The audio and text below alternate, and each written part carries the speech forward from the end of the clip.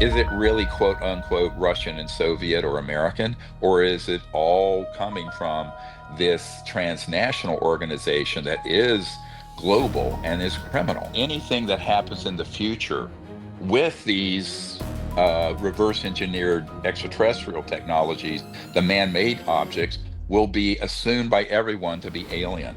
You'll see 150 sites where these UFOs are, including the black sites, and many of them have a pin exactly where you go underground to get to them, right? Where you, it's right there.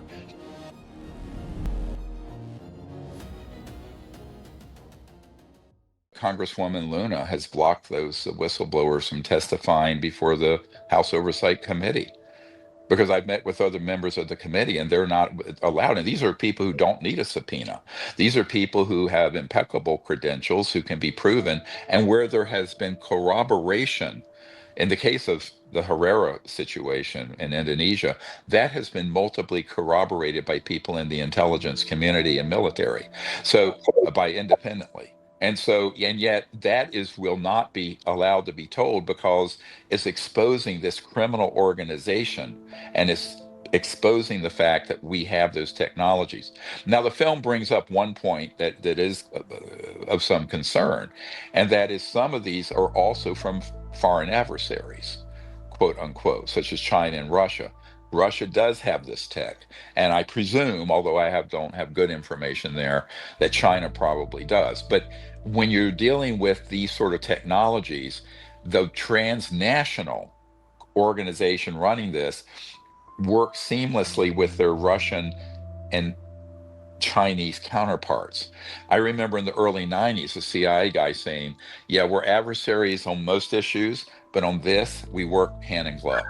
And this was said to me by a senior CIA guy back in the early 90s. So I think there is a sort of naivete about the nature of this transnational. I don't use the word international. That presupposes one country talking to another. This is an organization that sits atop that and is transcends it, above it, that operates. And that architecture of the secrecy and the organization doing this needs to be understood by politicians and the public. But yes, certainly there are. But this begs the question of is it really quote unquote Russian and Soviet or American, or is it all coming from this transnational organization that is global and is criminal? And I think this is something to be determined. I can't answer that definitively when you start talking about countries where I do not have firsthand direct insiders, such as China.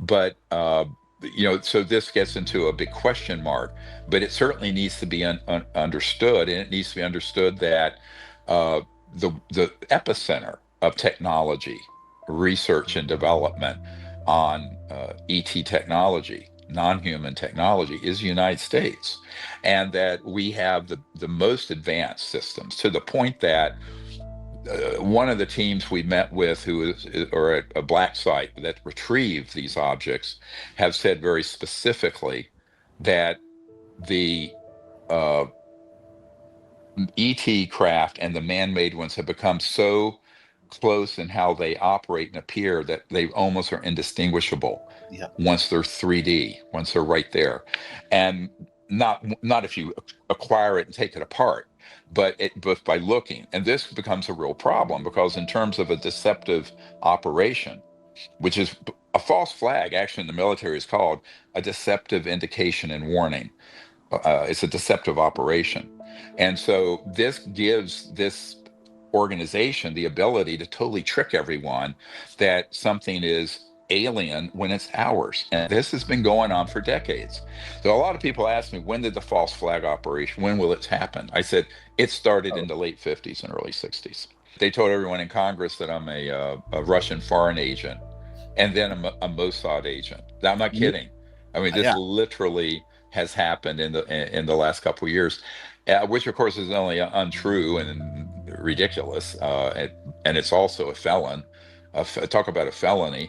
It's a Yeah. felony to say someone is a foreign agent when they're not, in order to disrupt the flow of information to a federal investigation of something like the UFO issue.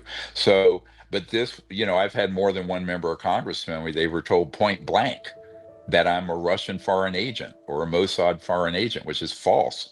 But I think that that is exactly what you would expect people to do. They are desperate to have disclosure happen now, but they're desperate that it be a false disclosure. They're desperate that that narrative go that direction. And again, I don't think that Mr. Farah, who, as I said, is not very astute, um, knows enough to make that call. I think he saw an opportunity to make a film with people with credentials, and he seized it and he did it, which is yeah, okay. I mean, he's Hollywood. He's not a scientist. He's not an investigator, and he's a money guy. He's a money person. So that I understand. It's not hard to figure that motivation out. It's very Philistine. It's your typical LA Hollywood money grubbing scene. But I don't think that the people who are actually put this thing together, like Jay Stratton and others, they certainly know better. And Dr. Hal Puthoff certainly knows better. But I think that at the same time, the public being introduced to this, and I will say by the public, I also mean the President of the United States and the members of Congress, I consider the public, because they don't have much information on this. Keep in mind that when I met a few months ago with a former national security advisor for President Trump in his first term, I was assured that they were never given any information on this. There was a complete information blackout. And this surprises people. I said, well, it doesn't surprise me because when I was asked to brief the CIA director for President Clinton, he and the president had been denied access, even though they knew something was going on. And President Clinton had ordered an investigation, just like Jimmy Carter did before him, and other presidents have when they're trying to get to the bottom of it. The only president who got closest to this was uh, President Kennedy, who of course they killed him. But and Mr. Clinton, I will say, President Clinton, of all the living known presidents, got the closest to being able to do something about it. But he got submarined and threatened, and threw his hands up eventually. Uh, but when you have covert programs that are unconstitutional and treasonous like this, the people who are now being looked at hard by the most senior people in law enforcement in the United States, and I know this to be a fact, they're on the run to try to look like they're being good boys now and disclosing things, but they're disclosing it in a way that's totally gaslighting the salient, most important aspects of it, and which covers up their own criminal activity. So it's in a way it's a disclosure that furthers the cover up. But look, all these people, I don't need to go through name by name. All of those folks in there are people who are either been co-opted innocently, like Mr. Salas, who was a military witness, or they're people who are central to this spearhead of disinformation going to the public, like Elizondo and Jay Stratton and Hal Puthoff and others.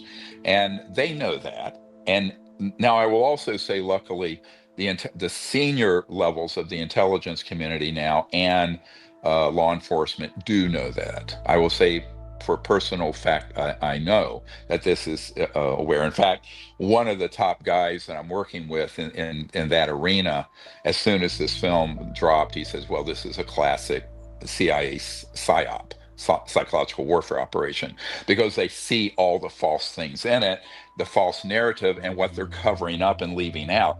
It's not so much of what's in it, it's what isn't in it, Is it? and also what they have deliberately deceived about. And you know this, when that first thing came out about the Tic Tac with the pilot David Fravor flying the Hornet F-18, I said, look, that's one of ours, and we had this in our files for a long time. This Tic Tac object, and since then, multiple other military firsthand witnesses have come forward, including a Green Beret who we have debriefed, who has seen that same device in use by human military operations. But when you have an incursion of a military operating area, or a classified area of something that the mainstream military doesn't know about, then it's going to be assumed it's a foreign adversary or it's alien. When in reality, it's a cell, it's a compartmented operation within our own system doing this. And they're the ones deceiving their colleagues. And this is, I know for most people, they would go, wow, this is really worse than we think. And that's what's happening in some circles now. There's a sort of an awakening happening where they go, excuse my language, where they literally are having a quote, oh shit moment, that this is true and that what we've been saying for 30 years is absolutely true. Now, the problem with a film like this, it's laying the foundation for the government and the media and the public to be taken in a false direction. So that anything that happens in the future with these reverse engineered extraterrestrial technologies, the man made objects, will be assumed by everyone to be alien. And so the more they stage false operations and false flag operations, well, they have neutralized the possibility that it's ours. Yeah. And they're also trying to play the national security card there. Oh, well, our own technologies we can't talk about because that's really top secret. Yeah, they Actually, it's actually. not top secret. It's not. No, here's a point I made to a member of Congress recently. I made it to Congressman Burleson and a few others, and Ogles and a few others. I said, look, if it's an illegal operation, it has no clearance. You can't have it both ways. You cannot use the national security laws to cover up a criminal enterprise. Therefore, there is no top secret classification on it. And this is the foundation of the Disclosure Project. So, anyone listening to this, if you're military, intelligence, corporate, government, and you have knowledge of this, you are not bound by your non disclosure agreement on this specific issue. There may be related ones where you would be, and that's for to be determined. But on this particular issue, those programs have been run in an illegal and treasonous fashion since the late 1950s. And therefore, you absolutely are not bound by it. And I think this is the other problem. You don't afford, I made this joke to a member of Congress. If you were bringing in a mafia don to interrogate him, would you put him in a skiff so what he had to say would be secret? No, you wouldn't. Mm-mm. Why would you cover up? Why would you afford the dignity of a top secret skiff and a top secret status to a criminal organization? Now, when I first said this many years ago, people said, what are you talking about? And I said, let's reference what I call my inverse whistleblowers, witnesses, not the ones who are there, the ones who should know who don't. The president, the CI director, the chairman of key oversight committees, Senate Intelligence, Armed Services, House Oversight. I've dealt with people at that level since the early 90s. The head of intelligence for the Joint Chiefs of Staff, Admiral Wilson, the head of the Defense Intelligence Agency. It goes on and on and on. The ministers of defense of the United Kingdom, Canada, Australia, all of whom I met with personally. So when you have operations that are being run without the oversight and knowledge of the constitutional empowered authorities, it is by definition treasonous and illegal. So they can't claim a top secret thing here, but they've been using that to scare members of Congress if they begin to look into the human technology. Here's the president's briefing document. You can get it through our store, drstevengreer.com. You can go see it. Same thing with the book, the Disclosure and Illustrated History, that has all these crash retrieval cases. Um, Honestly, he knows. We also have provided a one sheet summary with 5 executive orders that he has already seen and read and digested. There are other people in the administration that have been met with that have great amount of beginning information. So, the big problem here is that anyone looking at this film who think this is the truth, the whole truth, and nothing but the truth, and not the psyop spin piece that it is, will be deceived. And that here's the problem. It's taken me 35 years to unpack the complexity of this mess. And you have politicians who are very busy, Rubio, now Secretary of State, the Director of National Intelligence, all these people. Unless it's someone who's been in the legacy programs, and there are a couple of people in the administration who are, and we know who they are, you're flying blind, and you don't have much time to drill down on it, and you're going to do quick and dirty briefings. And the danger is that if anyone were to see this film and think that it's actually anywhere near a truthful accounting of the problem, they're going to be greatly deceived, and that is a risk. So this is why I say this is sort of like an information war going on of the full and truthful disclosure versus a false disclosure, which of course we always knew was going to happen. And if you go back to the 90s, I said very clearly, because many of the people who were even around back then that are in this new film, The Age of Deception, as I'm calling Well, it, it's not quite new. They've been working on it for about 4 years. I knew what they were. I knew what they were doing. No, this goes back to. I mean, some of these characters go back decades and long Yeah, before Elizondo's time, old school and players. so I've known them, and I know who they are and who they answer to, and what their jobs actually are, as opposed to their public personas. But I think this is a problem that isn't fooling people at a certain level, but it could easily fool someone in the Oval Office or in the Congress who are just recently learning about this. And as one member of Congress said, we don't know what to believe or who to believe, right? So that's the other strategy. We bring in all our factual information and direct witnesses and documents and sites. And if you go to our archive, the dpiarchive.com, you'll see 150 sites where these UFOs are, including the black sites, and many of them have a pin exactly where you go underground to get to them, right? It's right there. And this has been provided to these folks. But then, you'll have people come in who have sterling military or intelligence credential. Well, that's not true. So then you get into the who do you believe thing when you're Yeah, new to this and you don't have thousands of hours to spend doing the original research yourself. it's an So effective this is tool. where a group it's a very effective tool to deceive. This is why I'm calling it the age of deception, to deceive key people away from the full truth. And without a full accounting of the facts, right, you're going to make wrong policy decisions, very mistaken policy decisions. One of the things we do in this book is to show, in this illustrated history of disclosure, we show the ones that are man-made and the subtle differences between those and the ones that are extraterrestrial. Yeah, And this is like something we give to people in government so that they have some sort of an easy picture book primer, right? So they can see the difference. And even with that said, we know that it's become harder and harder to make that distinction. And because of the technology curve. Remember, when Ben Rich said anything you can imagine we've already done at Skunk Works, that was 30 years ago this year in 1995.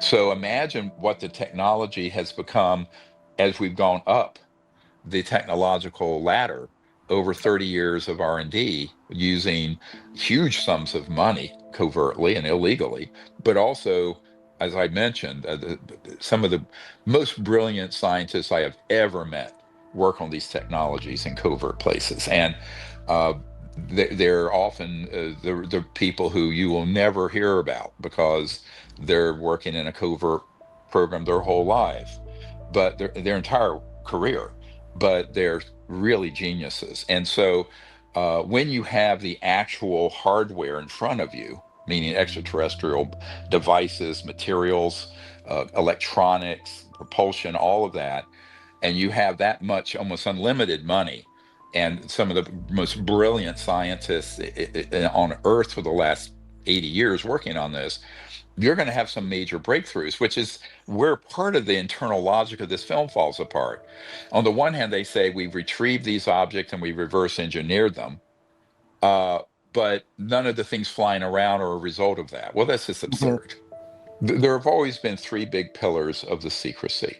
One is to spin it in a direction that serves the secret government interests, which is global domination, et cetera, and presenting an alien threat that's non-existent. Exactly what Werner von Braun said in 1974.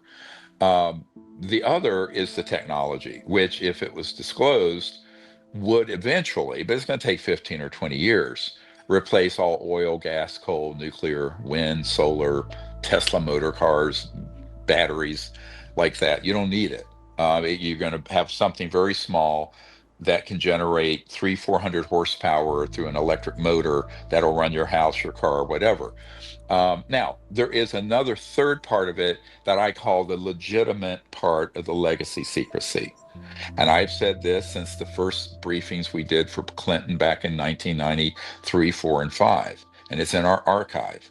I'm very consistent.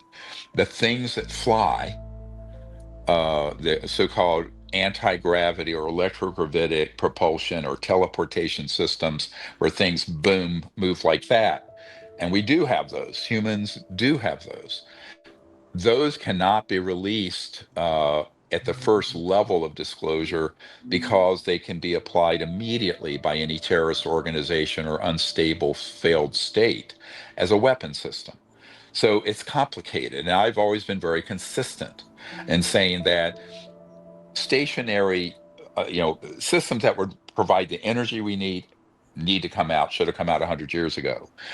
Things that fly and zip around that can be a missile delivery system, that can't happen until the world becomes much more stable and much more peaceful than it is now, with a collective security agreement that no one would ever be allowed to use these for kinetic or military or destructive purposes. And if they did, every nation on earth would rise up and force them into submission. Now, we don't have a cooperative agreement like that. But then again, these technologies aren't out. We have thermonuclear, which was bad enough. So that's something that needs to happen. And in terms of the economy, yes, obviously, if the big financial interests that are in the energy sector and those companies don't pivot to this new economy and new technology, they will go out of business, like horse and buggy makers and Royal typewriters that didn't get into the digital world, right? So I think that that's what we're going to have to really look at. And that's where I'd say this is all, I think, going to come out. If it comes out truthfully with a frank discussion of the positive payday, let's call it the peace dividend of disclosure technologically, but we're careful about that there's a couple phases of the technologies being able to proliferate. You don't have everything come out at once. Now, that's a very more detailed conversation. And that's really what documentaries and films should be addressing at this point, not a redux of things known for decades and then a false narrative on the rest. We really need to do this narrative, and I think that's what we need to work on next with you guys. But that's something that I think the timeline on it is relatively short. It's impossible to say, what that is, whether it's the next few months or a couple of years, but it's certainly not decades. And so I think at this point, we really need to pivot towards a real more mature understanding and conversation, and bring the full truth out, but have a frank discussion of where this needs to go that would be a positive outcome for the earth and humanity. That's what we need to focus on.